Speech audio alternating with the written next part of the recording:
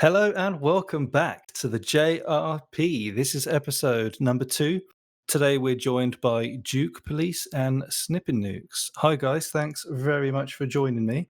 Both of you have played on 2B2T and you've also played on Constantium. So on today's episode we'll be having a little talk about both servers, maybe comparing a few ideas and just going from there. So Jukepolice, let's start with you. When did you join 2B2T?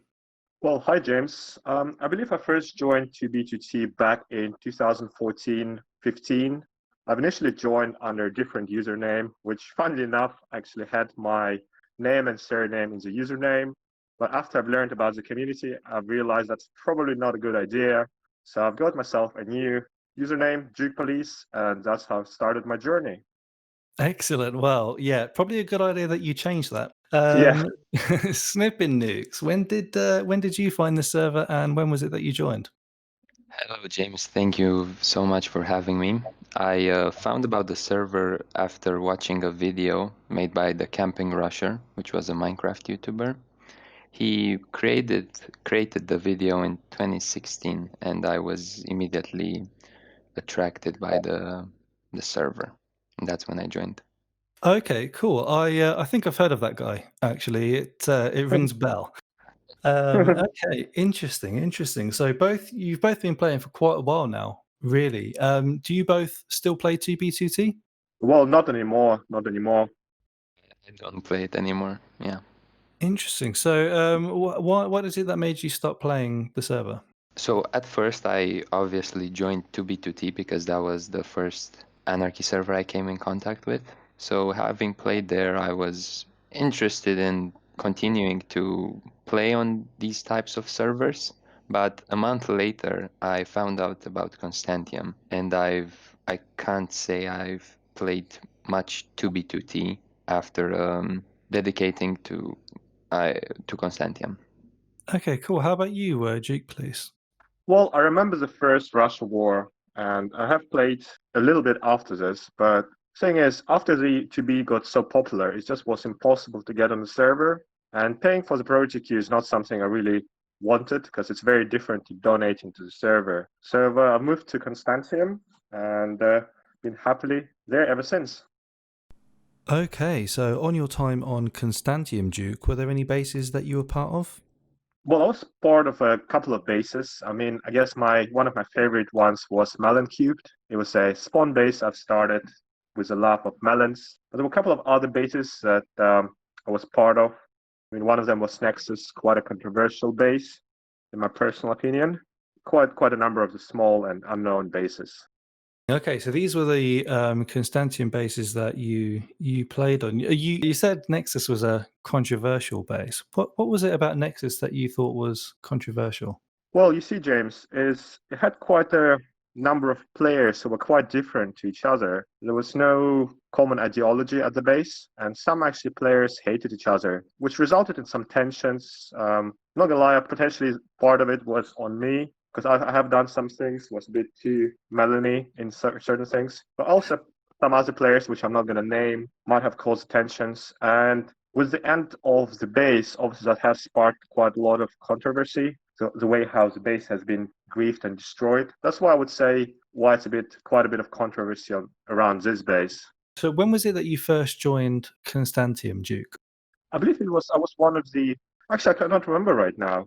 I believe it was sometime 2017, just a little bit after the Russia war, the first Russia war, because the server got so popular. I remember I got invited to a base with a player named Fuffer, and with this player, there was a base I was part of, and that's how my journey has started. Yeah, I remember Fluffer actually. Towards the end of 2016. Yeah, definitely.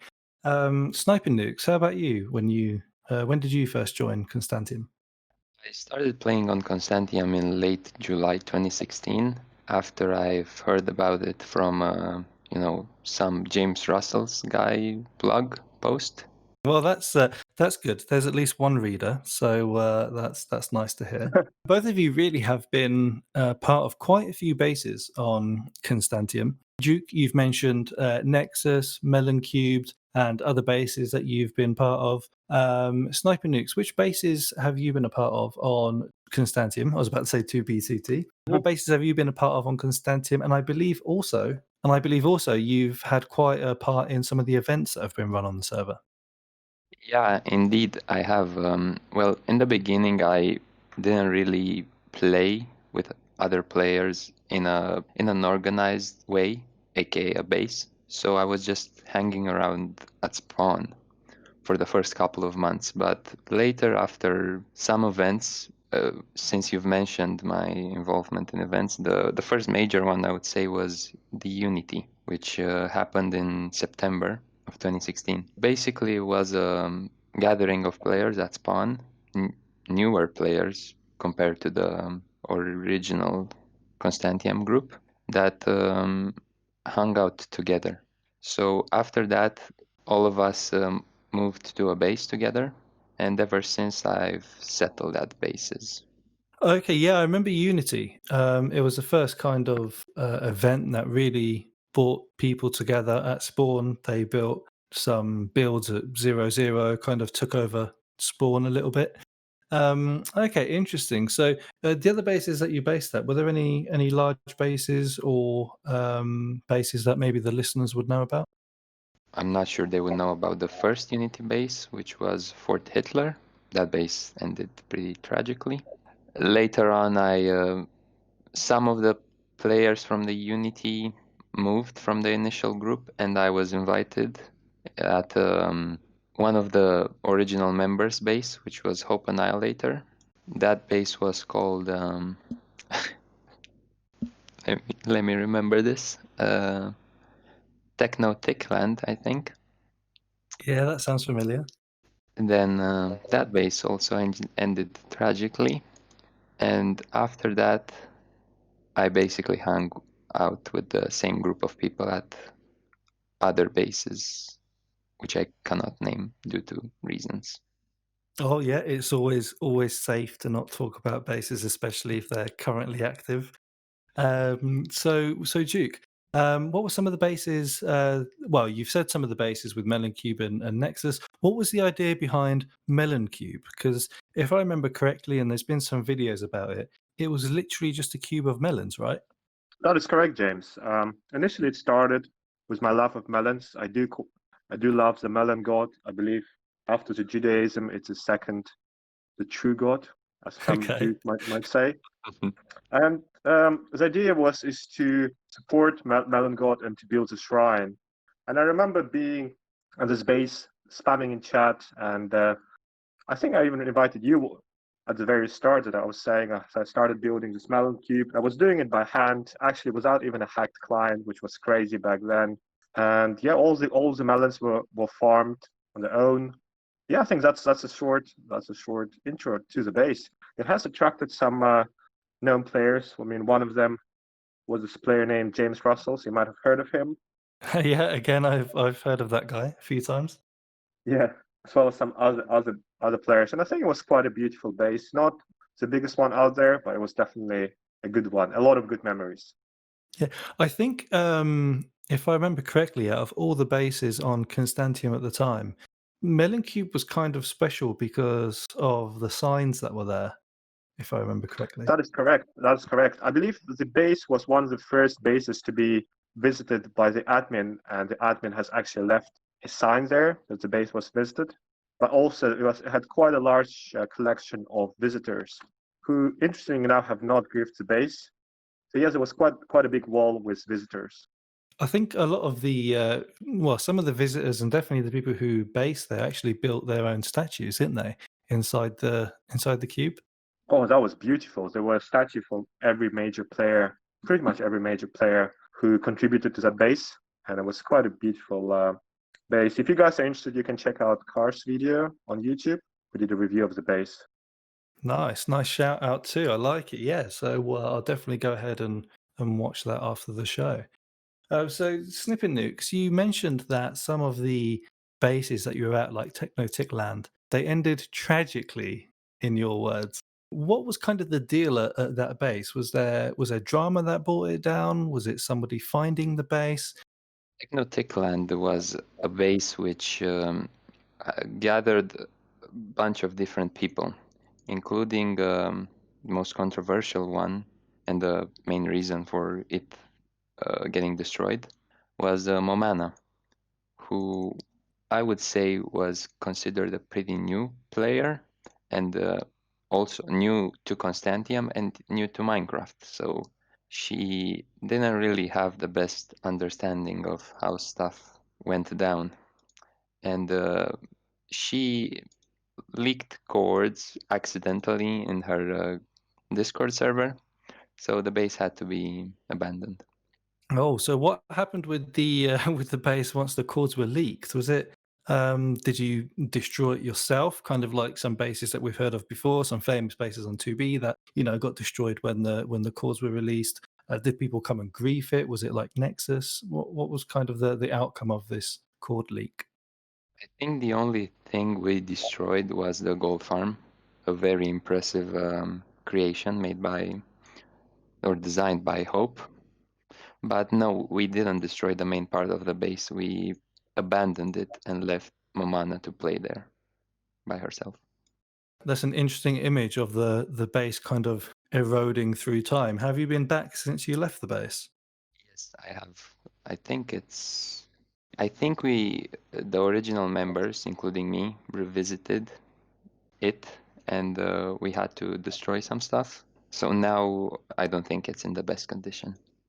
Okay, and Jukepolice with Nexus, have you returned to Nexus since you left? Unfortunately, I have not visited the base. It is on my list of places to visit, and I'll definitely will visit it in the future. But due to the time and work, I've not been there. But it's definitely a Okay. good memory. Something I do cherish is a field of melons, melon pyramid, melon houses, everything melon essentially. I do remember that. Yeah, you terraformed, but you replaced the natural terrain with with melons. Yeah, that was very interesting, and definitely it showed your dedication to your number two god, which is a melon. And kind of speaking about that, obviously you mentioned earlier about Judaism. How has it been playing on the server on Constantium and also 2B2T with that in mind? Well, thanks, James, for asking. Actually, a bit earlier when Snipin was mentioning the first base name, I wanted to point it out. I decided to wait.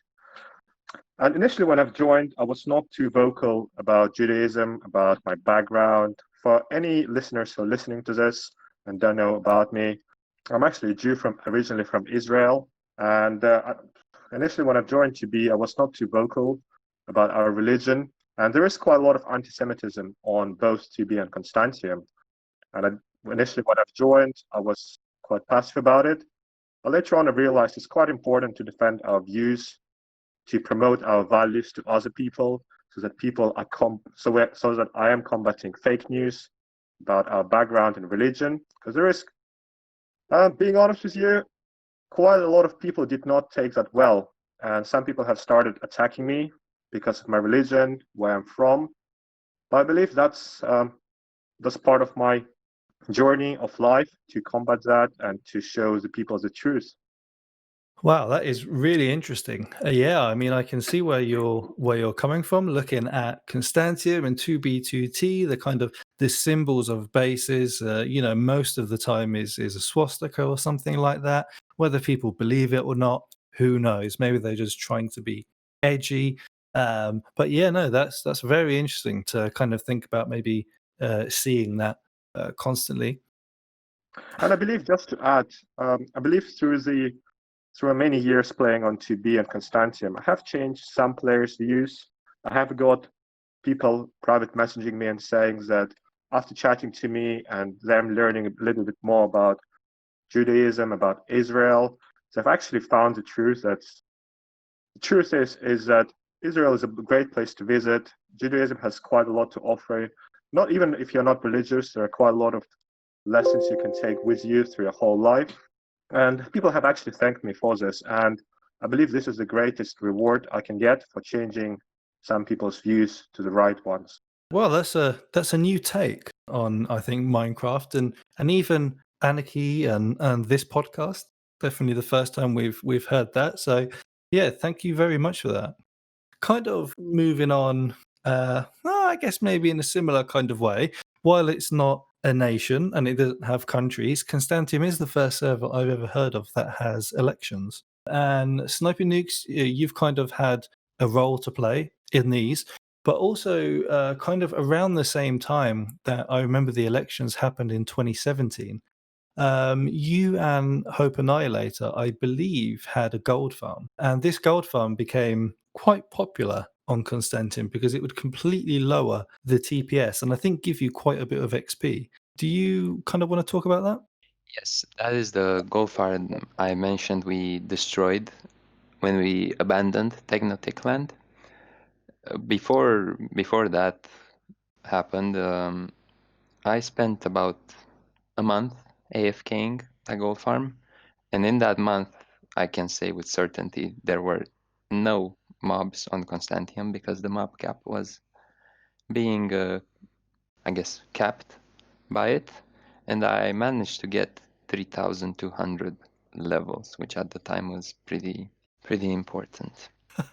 3,200 levels of XP. Yeah, it was Amazing. a great creation by Hope and the rest of the people who helped build it. That sounds like a great gold farm. Maybe the most powerful on Constantium, I would say, at least at the time. Maybe, but returning to the point where I was saying that it had capped the mob limit, I think that's a really good thing because people don't really like fighting zombies or creepers when they just want to play. I find them quite annoying, so I never regretted doing that. Nice. So you saw it kind of a service to the server that you were providing, Yep. keeping everyone safe from mobs. Okay, yeah, I think I can agree with that. Yeah, I can see where you're coming from.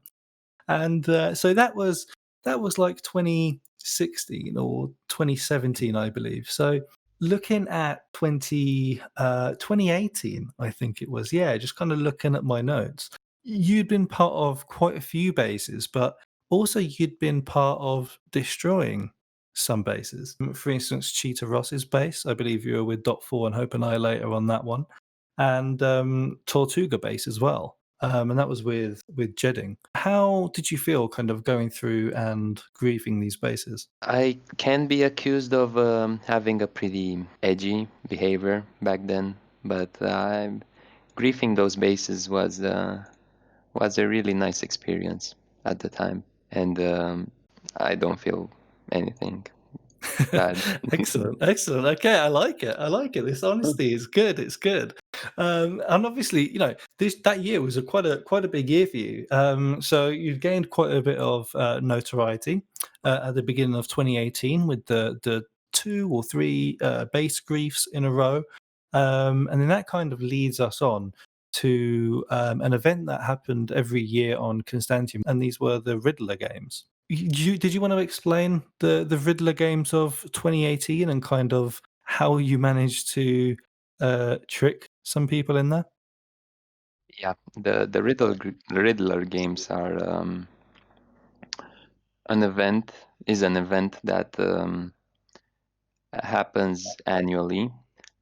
I can't remember if it was the first or the second edition. I think it was the second edition in 2018, and it continued on to the next years.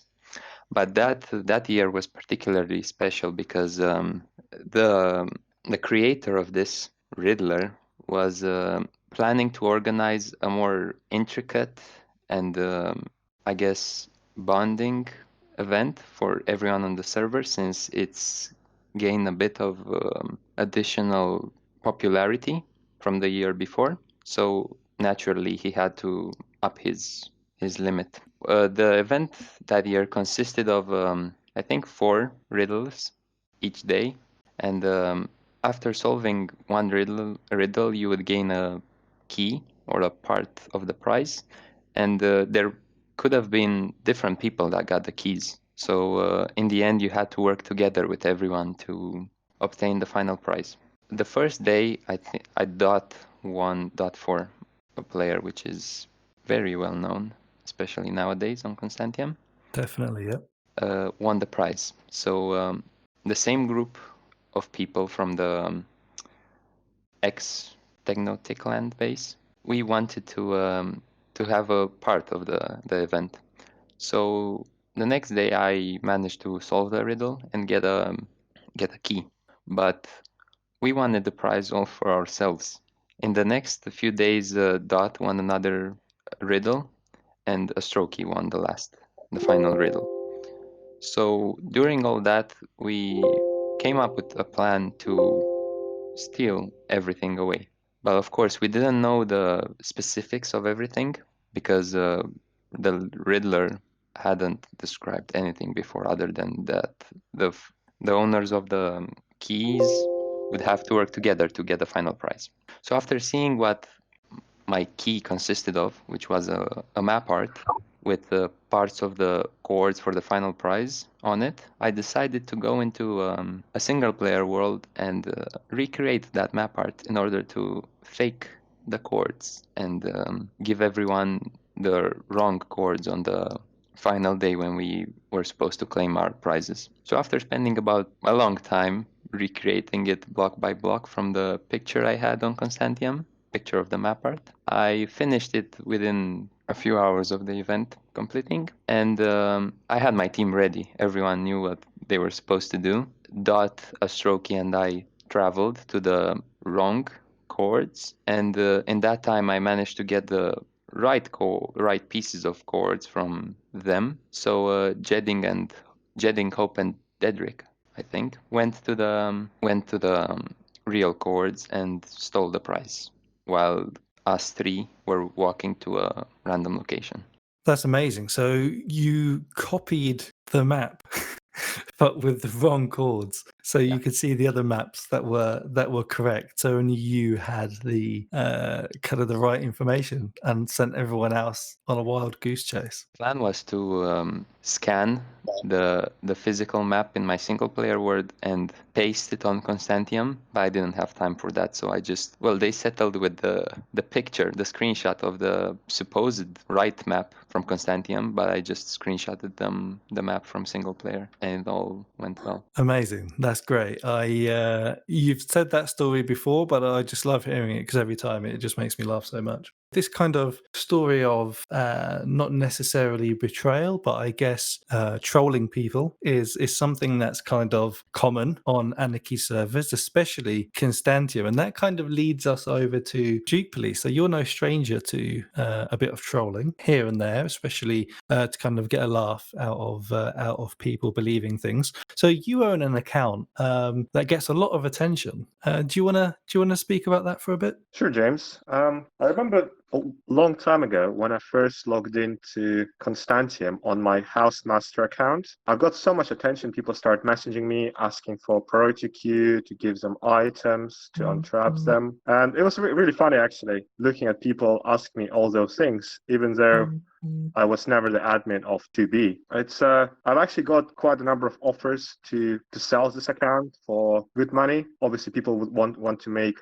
money of it. Wow, is it? Oh, yeah, I was just going to say, is that something that you would ever think about? Being honest with you, I did actually offer to sell this account once before to a relatively well-known player on 2B. I would not name this player for privacy reasons, and the player was willing to pay my desired price. But at the very last minute, I had to change my decision and not sell the account, which I'm actually quite grateful for, since that account holds quite a lot of memories for me. Okay, so you were saying about the account that people wanted to buy from you? Yes, people actually offered. I remember one person who offered me $1,000 for that particular account. Yes, and I mean and I imagine some certain YouTubers with a lot of viewers would probably pay this money quite quickly. I mean, if you think about it, if Camping Rush would have made a video with a server admin, I would have gotten so many views. But obviously, it holds quite a lot of value, and I do like trolling people, making new facts things that I am server admin. I do remember actually telling new facts to bring me free gear, free gapples on Constantium, and actually they did. They thought I'm going to give them the same thing on 2B. Obviously, that has never happened, but it was nice to receive free stuff from new players. Yeah, so it sounds like there's been quite a bit of trolling on both parts with you, Snip, and Jukepolice as well. Well, I wouldn't say it's trolling in any case, because what I did was a very elaborate heist, not a troll. And Juke is a Jew, so he wasn't trolling. He was doing. Okay, I've asked you so many times. This is a clear anti-Semitism against me. I've asked you to stop doing that. It's actually really offensive. Yeah. But Okay. Wow, I did not expect to hear that. That's well, I mean, he's not wrong, but obviously, Wow. we know that you're a good guy. We know that you're both good guys because we've actually spent quite a bit of time together, not only in game but real life as well, haven't we? Yes, that's right, Yeah, we James. have. So we've met up. We've had a lovely day together. Have you guys met anyone else from 2B2T or Constantium? Duke, did you want to go first? Yes, I'll go first. Before I go and tell the story of other players I've met, I would just like to point out to all the other players that this is a story how I've met James for the first time. Uh-oh. So the first time I've met James is I remember walking to him, and the guy looks more Jewish than me. Like, believe it or not. And I actually had to ask him, like, are you a Jew? He pretended he's not, but being honest with everyone, I do have a suspicion he might be a Jew that's trying to hide it. Interesting theory. I'll when I hit my 1,000,000 subs and I do my face reveal, the listeners can decide for themselves. Oh, the sure will. But And, I want to say sorry. something. Can I add? Yeah, of sure. course. I want to say that there is quite a lot of controversy around this James Rustles persona. Is he a Jew? Is he not a Jew? Is he PhantomCaptain? Is he not PhantomCaptain? So Ooh. I don't think. Well, in the beginning you said that I was honest, but I don't think you are being very honest here. Oh, I like it. Turning the tables. Well, what can I say? What can I say? I just I know a lot about Minecraft. So when people ask me questions, I appear to know what's going on. But yeah, that's all I'll say. A very Jewish answer, I might add. So yeah, so Duke, you've how many people have you met of 2B2T and Constantium? Changing the subject very quickly. Overall, I have met 4 people. Okay. And it was actually quite a good experience. One of them I've met during my trip to the USA. I've met a US player, Oh, which was pretty amazing. good. Yes, after speaking for many years, actually meeting in real life was a great experience. And with 2 other players, I've actually suggested doing a hooker run, but interestingly enough, for some reason they have decided not to. Sorry, doing a what? A hooker run. So hooker run is when we have a hooker and all of us have a go at her, but for some reason and I'm not even trolling, I did suggest it, but save money, good experience everyone, but those 2 Save money. I like that. Yeah, so you can split the bill as well as other things. Yeah, that's. Yeah. I'm glad my YouTube channel is marked as not safe for children. Yeah, that's definitely true. Okay, interesting. So you've kind of been around the world meeting players. That's kind of interesting. That's pretty cool that you both have met people, even if it's just us. It's still pretty cool to meet people that online. I wouldn't recommend it for everyone because stranger danger. I've met a few players as well from the UK, from America, kind of while they've been traveling in the UK, and it's always nice to meet people that you've based with on Minecraft. By the way, James, are the rumors true that you have kissed a player on the Eiffel Tower? No, no, that's not true. Yes, as well as the US and the UK, I have met someone while on my own travels through Europe, but no, unfortunately, to all you story writers out there, we've not met. We've not kissed. So Oh well, you have not even met. Okay. We haven't met or kissed. But yeah, so obviously, meeting these players and stuff like that will have kind of an effect on the way that you play the game. Now knowing what people look like, what they sound like, kind of, knowing them as real friends, really. But how about just playing the server? So you've both played a bit on 2B2T, you've both played on Constantium.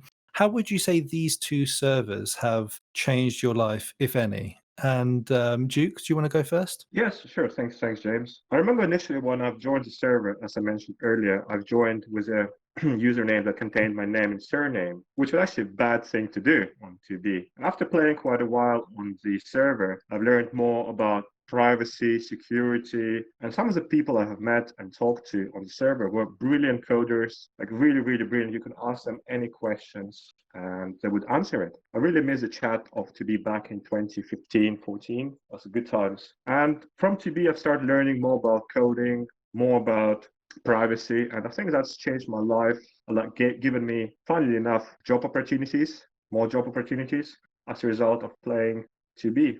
Interesting. So it's okay. That's pretty cool. So how it's actually affected your life in that way. It's not really something that I think anyone would really guess, that kind of beneficial effect that it's had on your life. How about you, Snip? How has it kind of changed the way you maybe see things and kind of go about things? I wouldn't say it has had such a big impact, mainly because I didn't take it as seriously and I only considered it a game, so not much to learn from playing on Constantiam, but I've played a lot of games and the Constantiam experience was definitely the most fun time I've had on any game since I started playing. Wow. So of any kind of game that you've played, that's wild, actually. Yeah. So what is it, do you think, that has caused that? Is it the community? Is it maybe how the server is set up? What is it that kind of has given you that outlook? I would say it's definitely the community and the chatting aspect of the server, where well, at first you'd have to chat on the server, but as recent as December 2016, James made his Constantiam Discord, and that impacted a lot of players because they could keep in touch with each other even offline. Yeah, it's been interesting running the Discord because different characters in there for sure. Okay. And yeah, obviously the Discord has also had a lot of new players joining because the server has had a lot of players joining. So even though now there's been a whitelist since September 2019, September the 11th, 2019, Phantom put the whitelist in place. There's still new players joining. It's not difficult to get past the whitelist. In fact, I have a video on my channel showing how easy it is to sign up and join Constantiam. With all these new players joining the server, how do you kind of feel about the changes that have taken place, maybe with the culture and things like that? And Snip, do you want to head up on that one first? Well, obviously, or not so obviously to the more recent players, I don't really play on Constantiam anymore, and I've quit long before the whitelist was in place around the end of 2018, mainly because I guess there was a lack of creativity in game after doing so much. So not necessarily building, but rather the other activities I was carrying out, like PvPing. I've stopped doing that. Some players just outright quit, so there was nobody left to talk, and they were getting replaced by, and I guess are getting replaced by the new wave of players. So I guess the frustration surpassed the pleasure from playing. Okay. And Jukepolice, how about you? How have you kind of seen a difference in players that are joining recently compared to when you used to play? I feel a lot of what SnipinNukes has said, and I agree with him. I think a lot of the older players have quit, and once they've quit, they've taken with them some of the aura that surrounded Constantiam all those years ago. Now, when I've joined, I don't really see any familiar faces, and I think the chat is more edgy, or at least pretends to be edgy. Even the activities, like a lot of things, after you've done so many things in a server, it starts to get boring. So I think that's how it changed. I would say with the popularity of certain YouTubers, all the Anarchy servers started getting more popular with younger audience, which obviously brought certain constraints, certain factors into the server. And whether you like it or not, it's there. I personally have chosen not to play on it anymore. Yeah, there's definitely been a knock-on effect from kind of the big servers, well, 2B2T really, getting so many people, the queue gets longer, and then that kind of pushes players over to join other servers. And I think kind of at the minute, Constantium is definitely a server that is in the public eye because it's been mentioned by FitMC quite a few times, for all the way back to a few years ago, really. So which again really was the idea behind the whitelist, probably to stop invasions and things like that. So with all these new players joining, kind of as a closing message, a closing thought that we like to do on the podcast, what message do you have for the people playing now, and if there's anything else that you would like to say? So Juke, did you want to go first? Yes, I'll go first. If I were to send a message to all the new players or myself back in time, I would say enjoy your time on the server. You would make a lot of friends. You would have a lot of memories. Please do backups, because I've lost quite a lot of screenshots back from 2014-15. So make sure you have offline, online backups. But accept this. This is part of your experience, and enjoy your journey on the Anarchy servers. That's wise advice. We've even got some technical advice there from Juke to keep your important stuff backed up, because you don't want to lose all those screenshots and those memories. So okay, yeah, very nice, very nice. And SnipinNukes, how about you? What message do you have for the players? My message, I wouldn't say is as practical as Juke's. It's more emotional. I would like to ask all the new players to stop typing in chat, because it's honestly cringe to look at what they type. I would like to ask them to stop typing in Discord, because it's honestly cringe seeing the yellow names. Okay, excellent. Okay, so there's some different messages there for the new players. Don't forget to back up your screenshots, but also don't talk ever anywhere. So yeah, interesting messages.